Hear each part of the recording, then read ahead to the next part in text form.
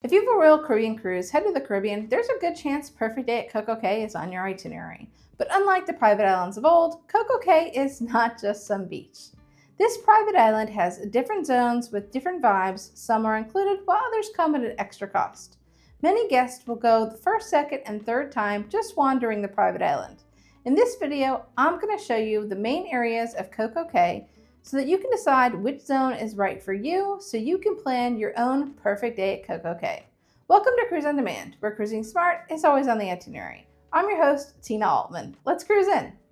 Let's talk a little bit about Perfect Day at CocoCay. And yes, I'm going to keep calling it Perfect Day at CocoCay, not Key. I know most of the islands are Key, and Royal Caribbean often refers to it as Perfect Day at CocoCay, but I like the rhyme of Perfect Day at CocoCay. CocoCay is a little more than 120 acres, so while not the biggest private island by land size, it feels huge because Royal Caribbean has packed it with separate different zones. There's a beach zone, the largest freshwater pool, very secluded paid areas, family zones, a helium balloon, Thrill Waterpark, and more. The private island reminds me more of an amusement park than your typical private cruise line island. I like to start my day off early when I'm at a private island, so we got off the ship at about 8:30 to enjoy Perfect Day at CocoCay. Our ship was the Freedom of the Seas, and we were joined by the Oasis of the Seas. So it wasn't a quiet little private day at the island. There were a lot of guests, but Royal Caribbean does a great job making arrival feel real easy. The walk down the pier is longer than you may think, but it's shaded flat and gives you time to really take in the island before you get there.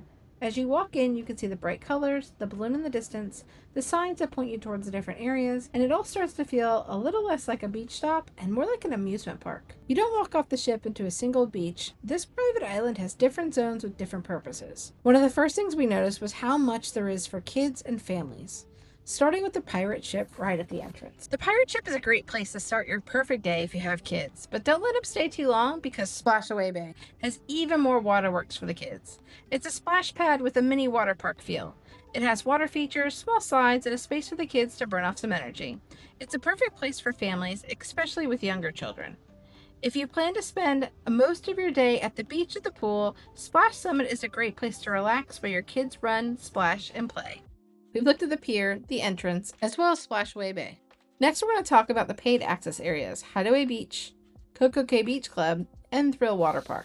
Royal Caribbean does a great job keeping the paid access areas private. This is great if you paid for them, but it also means that you should understand the layout before you get off the ship, because you will not be able to casually wander through these areas unless you've paid for access. We've heard people say that you could just take the tram to Hideaway Beach even without paying for it. However, we were stopped from getting on the tram right before its entrance. This is the only adult-only location on the island. If you want a private location but you brought your kids, CocoCay Beach Club is the place for you, with lush green tropical layouts and overwater cabanas if you want to splurge a little extra. If what you want is thrills and excitement, you could consider Thrills Waterpark. As long as your kids are 14 and older, they can even do the park on their own, but you will not be able to accompany them into the park without a pass. Other paid thrills would be the helium balloon ride or zip lining. And while most of the food is included and drink packages purchased for the ship applying on the island, food in Captain Jack's is at an extra fee. Now that we talked about everything that cost a little extra on the island, let's talk about the free locations, starting with Harbor Beach. After Harbor Beach, we'll move around Chill Island and work our way over to South Beach. If you or anyone in your party is not a strong swimmer, Harbor Beach is the place to go. It's inside the island and a little protected, so the waters are calmer compared to the beach areas. This footage is from early in the morning, so while it looks like there's tons of open chairs with shade and seating, you will have to get there kind of early to make sure you get a spot if you want shade. It does fill up by the afternoon, but you can see the water is completely still, and so if you aren't a strong swimmer or you don't really feel comfortable at the beach, this is a great place for you and your party. You get everything you want from a beach without having any of the waves. From here, we're going to continue over to Chill Island, which has more of that classic private island beach feel. When you come up the pier, you'll simply make a left and then you'll see this brick pathway. You'll go over a bridge that's got beautiful views of both of the ships that are in dock, and then you'll enter Chill Island.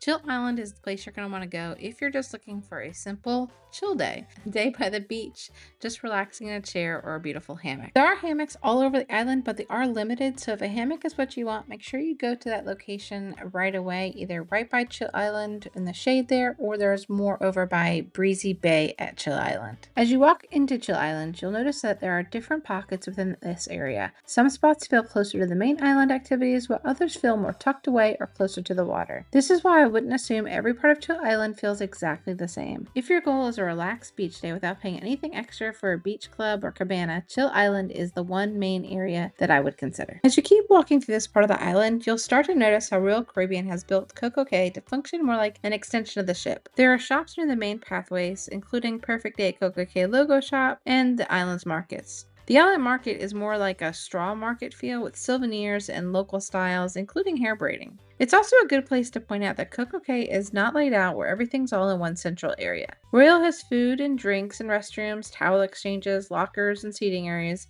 spread throughout the entire island, which makes it easier once you choose what zone you want to be in for the day. That matters because CocoCay is big. You don't want to feel like you have to walk all the way back to the entrance every time you need something, a bathroom, a drink, a towel, whatever. Now, some things are included and some things cost extra, so you'll want to pay attention to what you're choosing. But overall, the island is designed so that once you settle into an area like Chill Island or South Beach, Harbor Bay, Oasis Lagoon, you're not completely disconnected from the basics. This is one reason why I think understanding the zones matter. It's not only about picking the prettiest beach or the activity that you want for the day, it's also about choosing the area that just feels right. The right location, has all the conveniences near you, and gives you the kind of day that you want. And if your typical chill, relaxed day on a beach is what you're looking for, Chill Island is the place for you. As we keep walking through Chill Island, this section brings us to Breezy Bay at Chill Island. This is still part of the included Chill Island area, but it has its own feel. When people talk about Chill Island, they may picture one long beach, but once you're actually there, you realize it's made up of different sections with different kinds of beach access points and different seating. Breezy Bay felt like one of the more relaxed parts of Chill Island. You still have the classic CocoCay beach setup with the sand, the blue water, rows of chairs and umbrellas, but it often felt a little more tucked into the island compared to some of the busier walkways. As you walk through this area, you'll notice there are different types of seating. The standard lounges are included, and those are what most guests are going to use for a regular beach day. But you may also see some upgrade seating options like day beds, which are available for an extra charge. And that's something I think is helpful to understand before you settle into a spot. Not every chair or setup you see on CocoCay is necessarily included, but there are plenty of included loungers throughout the island, especially at Chill Island. For me, Breezy Bay is a good example of why it's worth walking a little or taking the tram before you choose your beach spot. If you stop at the first open chair you see, you may miss an area that fits your group even better. Some might feel more open, some are closer to food, drinks, or bathrooms, and some, like this section, feel a little more like a traditional beach day. Not to mention, if you stop at the first place you see, it's also the first place everybody else sees, so it often gets very busy by the middle of the day. Breezy Bay is also where Chill Island starts to feel less like an entrance area and more like a place where you could actually spend several hours. You can rest in a hammock, you can swim, sit by the water, relax under an umbrella, or use it as a home base while the other people in your group get up and explore a little bit. I would look at Breezy Bay as a good fit for somebody who wants the beach without needing the party atmosphere. It's not the adults only area, it's not the water park, and it's not the most active beach zone, but it is more of a calm, included beach option within Chill Island. This is also a good place to remember that some upgrade options are mixed in the included areas, like the day beds in front of you. Breezy Bay can have day beds or other upgrades sitting right next to regular lounges that are included throughout Chill Island. And that's one thing that Royal does pretty well at CocoCay. You may see premium setups around the island, but the included beach areas still feel very usable without making you feel like you have to upgrade to enjoy the day. And that's really the theme of CocoCay. You don't need to pay extra to have a good beach day here, but you do need to understand the layout so you can find an area that actually matches the kind of day that you want. If you're looking for a more active beach area, South Beach is where you want to pay attention.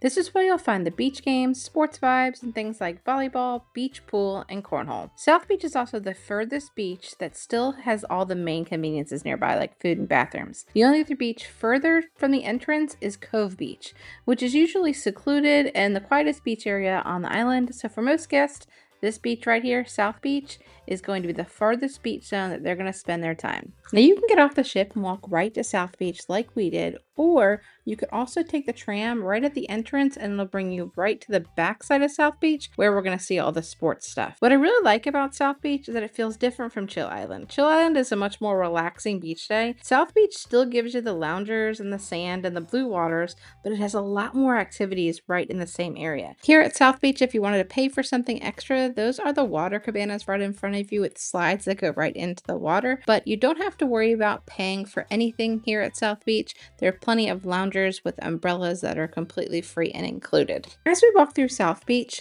take a second to like this video if it's the kind of area by area guide that's helpful. It lets me know you want more cruise planning videos like this, where I break down what places actually look like before you get there. South Beach is definitely the beach where I would spend my day, but it's even more perfect for a larger group. That way some people can relax in the loungers, some can get in the water, some can hang out near the floating bar, and others can head over to the activity area.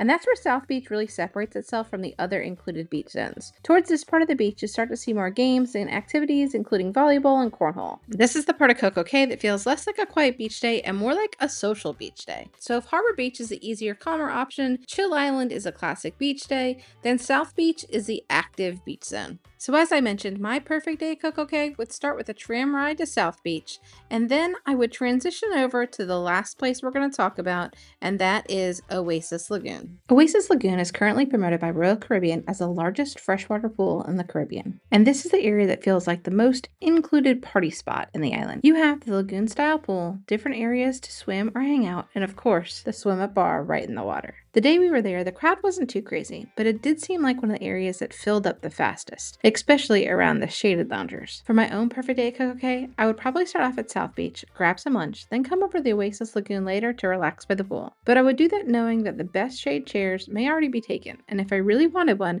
I might have to wait for someone to head back to the ship. Perfect day at CocoCay has something for everybody, but you'll get way more out of your day if you take time and plan which zone or zones are best for you. Whether it's a sports day at South Beach, a quiet day at the harbor, thrills at the water park, or splashing around the largest lagoon in the Caribbean, you can pick a zone and have fun just for you.